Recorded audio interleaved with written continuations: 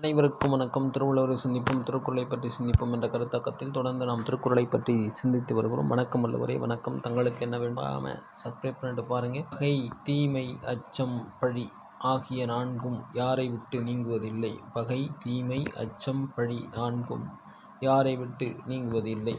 பகை, பாவம், அச்சம், பழி என நான்கும். பகை, பாவம், அச்சம், பழி என நான்கும் இகழ்வாவாம் எல்லிருப்பான் கண்.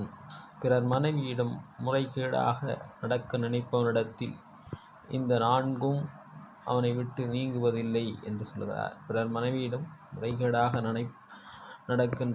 நடப்ப நினைக்கின்றவன் யாராயினும் பகை, தீமை, அச்சம், பழி ஆகியவை அவனுடன் இருந்தே அவனை வேறறுக்கும் என்பதை நினைவில் கொள்ள வேண்டும். அடுத்தவர் மனைவியிடம் ஆசைப்பட்டு வரம்பு கடந்து செல்வம் இந்த பகையும், பாவமும், பழியும், பழி சொல்லும் இருந்து கொண்டே இருக்கும் என்று இந்த நான்கையும் குறிப்பிடுகிறார். எனவே மீண்டும் சந்திப்போம், நல்லவற்றை சிந்திப்போம். பிடித்திருந்தால் சப்ஸ்கிரைப் பண்ணுங்கள், லைக் பண்ணுங்கள், ஷேர் பண்ணுங்கள். மறக்காமல் கமெண்ட் பண்ணிவிட்டு ஷேர் பண்ணுங்கள், லைக் பண்ணுங்கள். நன்றி, வணக்கம்.